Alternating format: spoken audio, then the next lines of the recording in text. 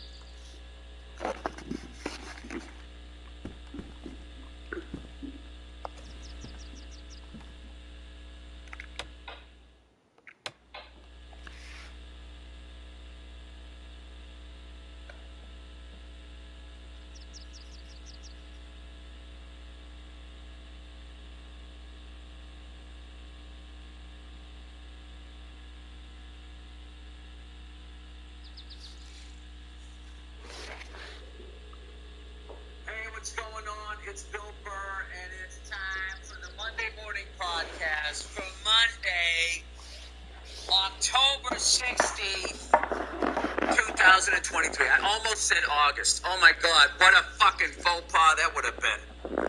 Would have to erase 17 seconds and start all over again. But isn't that what life is about? You know, just acknowledging that you made a mistake and taking the time to stop. Go back and fix what it is. Guys, let's all just make a promise to ourselves that when we make mistakes, the first thing we do is we forgive ourselves. What'd you do if this this is what the podcast became? You know, that's a big fucking, celebrity move. Is when, whatever the fuck it was you were doing isn't making any fucking money anymore. What is the fucking move? You start giving advice to complete strangers like you give a fuck about them. Guys, I just wanted to take a moment outside my big white fucking mansion. Those big stupid white boxes. Indoor, outdoor living, open space. So fucking stupid. Who the fuck? What do you call it? Indoor, outdoor living, and then it's like, not open space. I forget now. Open floor plan. It has an open floor plan. Look, over here is where you make cookies. And while you do that, you can watch somebody fucking watching TV. It's like, I like the walls. Alright? Open floor plan is great until you have a fight with your wife, and then you just can't get away from her. I mean, walls save marriages. You gotta fucking... You can't just have her looking at you, just hating everything about you, staring at the back of your head. She's out in the kitchen, right? She just starts thinking, like, what if I just fucking... There's a skillet right over there. What if I just grabbed it, walked over, whacked him on the fucking head? Alright? Through the skillet, there's a ravine.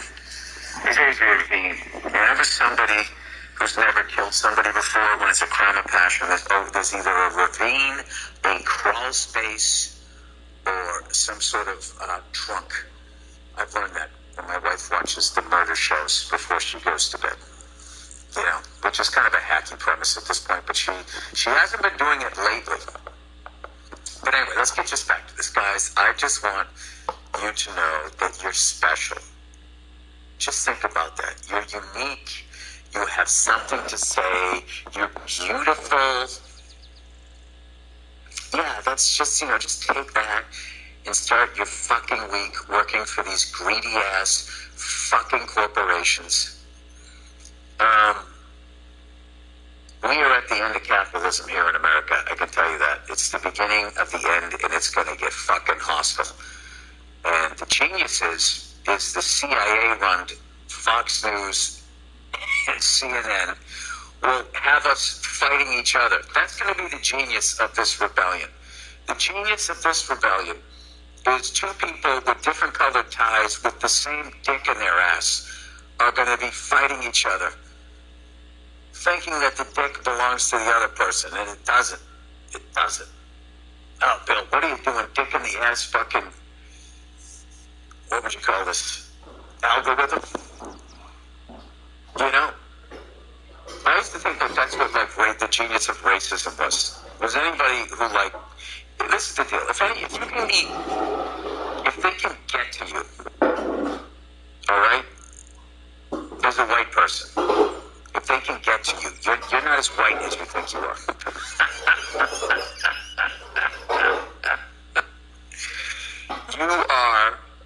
You're like, I don't know how to put it. It's like you're not going to get to the people that are really fucking you over. That was the deal. I can't remember. I've been doing this shit for so fucking long. But, I just saw something. I reposted it on the Instagram groups. There's someone was saying the fucking Senate or House, whatever the fuck it is, passed something to be voted on. It's not a thing yet, but there is legislation to allow 15 and 16-year-olds to work in meat packing, the superstores, all of these people that treat adults like shit. It's just brilliant evil. So now what's going to happen is is the parents of the kid. The kid is now going to take the mom or the dad's job. Okay, so they don't have to pay them, and then that's going to make these people have a difficult time making their fucking mortgage. So then they got to sell their fucking house, and then the corporation that's buying up all the houses will then swoop in and have an even easier time making a cash offer and selling it. So where are all of these fucking politicians? They don't say anything. Nothing with a blue tie or a fucking red tie is going to say a fucking thing about it. But that fringe candidate, man, who's just out of his mind and is going to ruin the election. You know what fucking dumbass Hillary? I'm on a fucking thing here. I'm on a fucking thing here, right? Because there's a candidate that's in this election, and he was actually calling out corporations for what the fuck they were doing, and then immediately gets branded a fucking anti-vaxxer and fucking anti-Semitic. All right, and here's the thing. Let's go with that. Let's say he's anti-Semitic. Let's say he's an anti-fucking vaxxer. Let's say he fucking jerked off at somebody's face in the park. Let's say he did all of those things. All right, fine. Here's my question.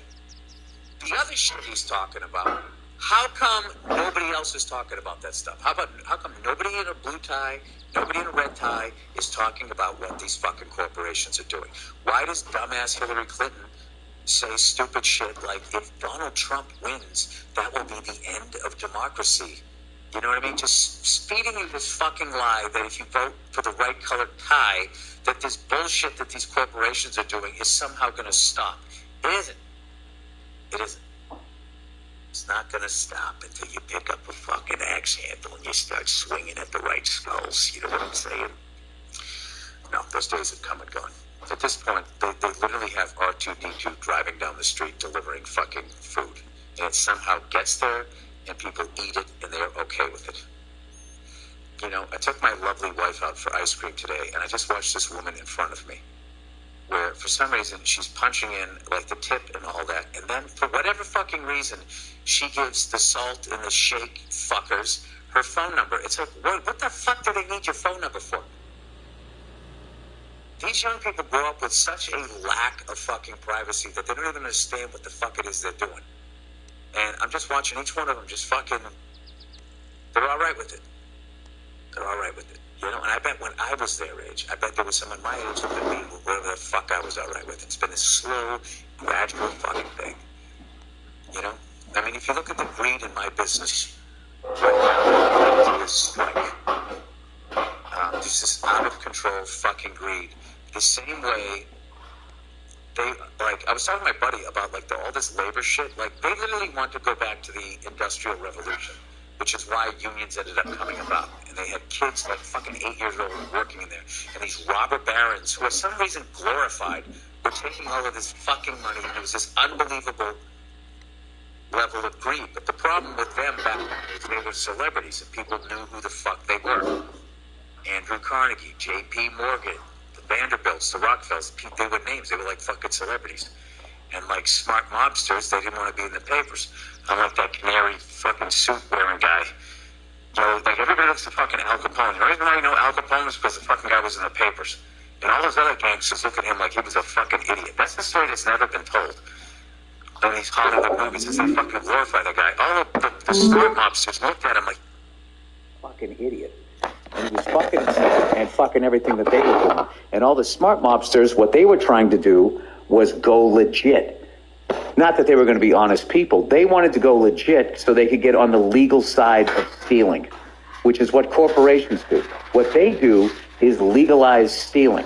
If you're on the other side with the mob, you're stealing, you have to hide the money, you got to drive a lesser car. You get on the legal side of stealing, you can drive a shiny car right down the fucking street. Like, I got a buddy of mine, they're fucking with his pay, right? This is how corporations do it. But he can get a lawyer because they agreed for the money. So what they do is they give you equity in the company. And the second you have equity in the company, you can no longer, like, I guess for whatever reason, like, barter for your salary. And then they can cut your pay and be like, well, you're one of the owners. So it's really, and they give you like a morsel of ownership. So I was going, well, why don't you not sign it? It's like they like forced him to sign this shit. And then this is what they do. So then they cut your pay in half. They save the company all this money, and then in the end, the cunts that did it to you write themselves a bonus at the end of the year. A bonus for what? They just took half your salary and then fucking gave it to yourself, and they just label it as a bonus. They say that you're an owner. It's just completely out of control, and nobody is fucking doing anything about it. And anytime some politician comes along and says, hey, maybe we should do something about this, they immediately vilify the person, say that they're a communist, a socialist, a fringe fucking blah, blah, blah. And then all these fucking chimps who fucking vote red tie or blue tie tell you that it's a waste of a fucking vote. Blows my fucking mind. Blows my fucking mind. Oh, Billy's soapbox. Billy's on his soapbox. He heard a couple of things. He clicked on a website, and now he's running his yap. Anyway. No, I feel like we're coming to the end of this shit. At some point, it's either just going to become total tyranny, like a fucking dictatorship, or it's going to be, I don't know, it's going to kind of be something else. I will tell you this. I've been in countries where there's dictators. It's not as bad as they say. You know, I just thought, you're just getting the shit kicked out of you the whole time. But it's not like that. It's countries I've been in where there's a dictator, the vibe is dad's home.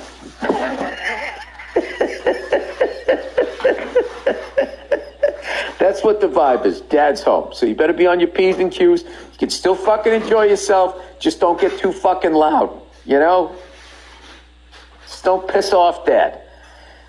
That is the vibe. So I don't know what direction we're going in, but just these fucking level of greed that is just so wildly out of control. And I know you guys probably think I'm nuts. I don't literally think the CIA controls Fox News and CNN. But if you notice, just like politicians, career politicians, they don't bring up the greed of corporations in any sort of effective manner. All right? They might sort of loosely talk about it or whatever, right? CNN and Fox News, where are these fucking stories? You know what I mean? They don't give a fuck, right? But if somebody who was on a TV show says the wrong fucking thing, or, somebody fucking goes into a 7-Eleven and takes a shit on a counter, well, it's unbelievable, what the fuck, that makes the fucking news. Look, obviously somebody, here's my thing, why do I need to know that happened? Yeah, I understand that there's fucking crazy people in the world, but what about the real lunatics? Huh? What about those people? Oh, Bill, shut up. You know what it is? I didn't watch any football today. I didn't watch anything. My lovely wife had a gig, and she was gone for 3-4 days. I missed her terribly, and I was like, what do I want to... At the end of my life, when I'm laying in my deathbed, am I going to think I missed the 5th week of football, 6th week of football, instead of hanging out with her, and you know what ended up happening? We went out. What the fuck? No, I missed...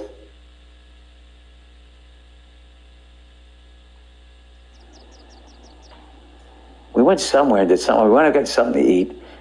And then she said, hey, you want to go to a cigar bar? Watch, I got to put some of this footage together. And I was like, all right. Ended up smoking a cigar, and I watched a little bit of the Rams Cardinals game. And I got to tell you, that backup quarterback that the Cardinals had was very impressive. I mean, he's got a young team, and they made a lot of errors and stuff, but I thought he was throwing a good ball. He was showing leadership qualities, and I got to tell you something, being a fan of the Pats, I'm sitting there going hey, I like this guy. Just say it, not trying to cause any QB. I mean, what am I talking about? He would come there, and he'd have to run for his fucking life, too. I guess the Pats look better. I don't know how it works on YouTube, which, by the way, I'm still fucking pissed that the NFL made a deal with fucking YouTube. Not that they made the deal, that they sold it to you yeah, you don't have to put a dish on your house. Well, you didn't fucking say that 20 years ago, you cunts. When you made everybody put a dish on their house, now you're fucking turning around. Don't do the Saddam Hussein, yeah, this is our guy. And then 10 years later, what the fuck is up with this guy? He needs to be stopped. What do you mean? He was in the band. He was in the fucking band. Dude, if you look at the America's foreign policy, it tracks. If you watch a documentary on the band Eagles, not the Eagles, Eagles, same fucking thing. The amount of fucking people in and out of that goddamn band, in and out and in and out. Fucking this guy's in, everybody loves him. Now this guy's not talking to this guy, and fucking blah blah blah blah blah. That's how we are. This guy, he's a fucking ally. We love this. Gotta be stopped. It's gotta be stopped. I'm all over the map. So anyway, we ended up going, and I went to this cigar bar, and I smoked a little nub, and I just watched some of the game. Had a great time. And then, I took my wife out for ice cream, and that's when I saw the lady with the phone number. I was just like, why the fuck are you giving them your fucking phone number? Why would you do that? But anyway, I had been on the road for like 10 days, 11 days doing that bus thing, and my wife was going to be out of town, and I just said, fuck it. I'm just going to stay home for the week. I did the jam in the van Thursday night. To raise money for the people out there in Hawaii. Which, by the way, when shit like that happens, how come we don't fucking just immediately just help those people? How come we don't do that? You know why? There's no fucking money in it. There's no money in it. If we didn't own Hawaii, if we didn't already annex Hawaii, we then would have been like, we need to go in and help these people. And we're not helping them. We would go in and just take it. That's how it works. And once they take it, then they don't give a fuck about it. Gloom and doom. That's what I'm pitching this week. Sorry. So coming up next week, I'm gonna do a little bit of flying. Today was like the perfect fucking day, too. I will tell you that. It was the perfect fucking day. But as I mentioned, I'm trying to get double the amount of solo hours I've gotten in the first 10 years of flying, which is a pitiful sum. And only need a few more hours to do it. But this has been my best year. Other than the year I went to try to get my instrument. And then we sold the movie. I sold the script for a movie that I had to make, so then I couldn't fucking complete that. That bugs me. Two things in my life bugs me is flunking French as much as I did and never learning the language, and not getting my instrument rated. Those are the only two things. Other than that, everything worked out. I got a funny story for you. When I was going on, right as I was about ready to go on stage in Springfield, Massachusetts, my daughter called me, 6 years old. She calls me up. And I'm like, what's up, buddy? And she goes, Dad. She goes, why do you play a bad guy in The Mandalorian? And I laughed. I go, why? He's not really a bad guy. And she was like, my friend in school said you play a bad guy in The Mandalorian. Why do you play a bad guy, Dad? Why? And I was like, well, my character's not really bad. At first you think he's bad, but then you see on the next one, he's not that bad. And then she goes, yeah, but why, Dad? Why would you play a bad guy? I was like, well, I don't write it. You know what I mean? I'm an actor, and I just kind of do what they tell me to do. She goes, did you play a bad guy in Star Wars? And I said, no, I wasn't in Star Wars. That was a long time ago. And she goes, all right, well then, literally they're giving my intro. Then why do you play a bad guy in The Mandalorian?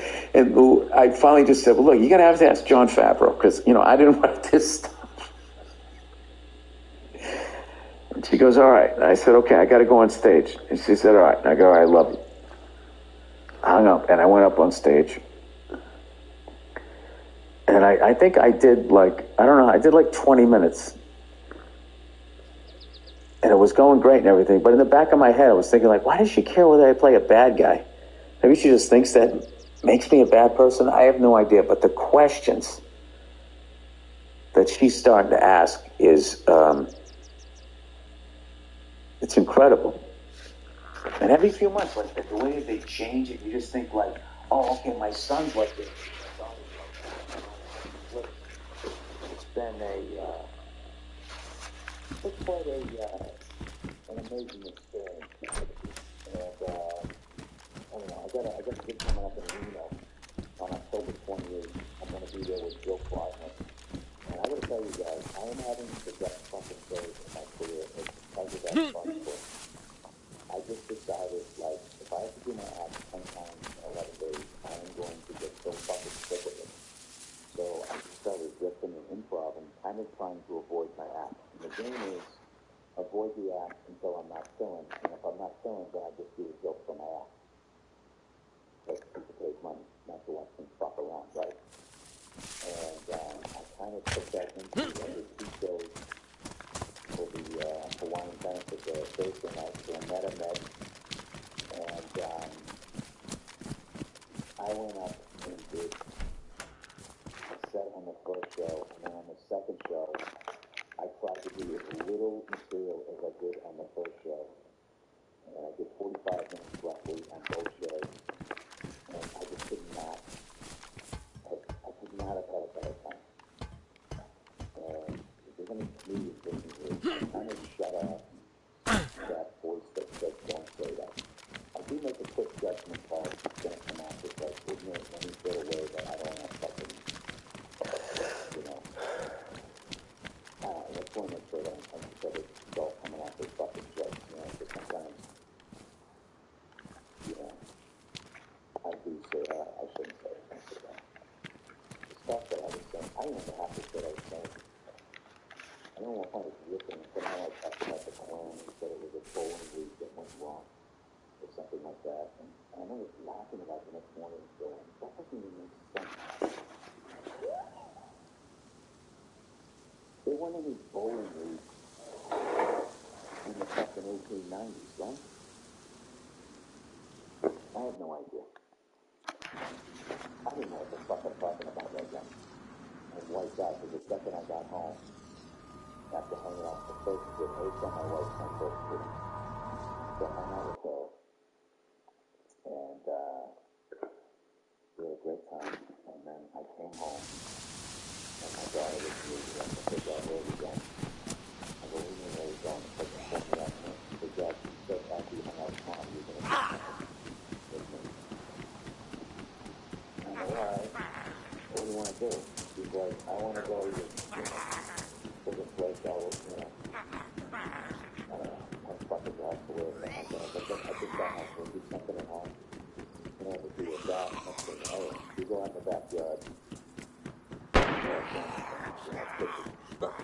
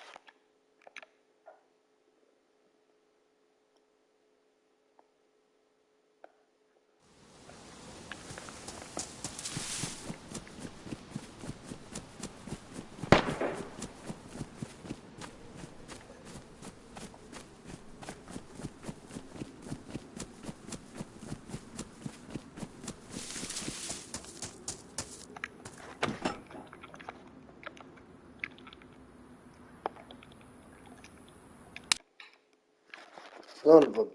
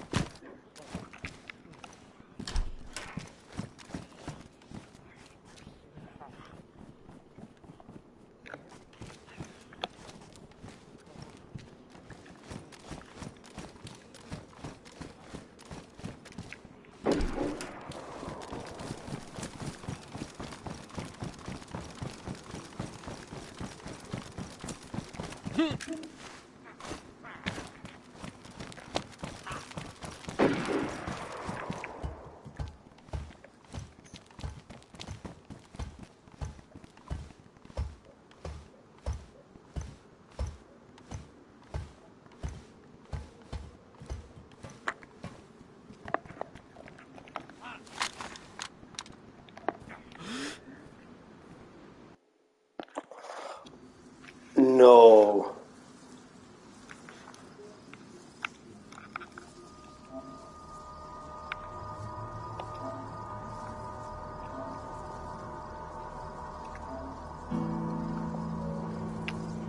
Oh.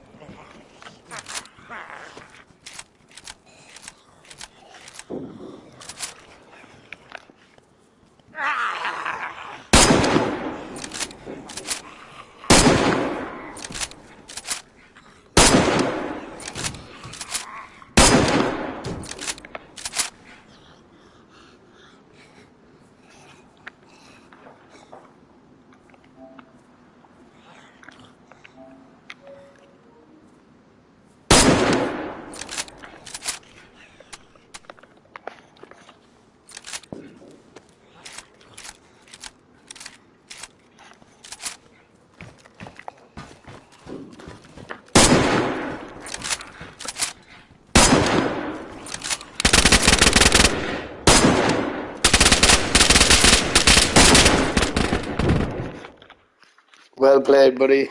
GG, well played.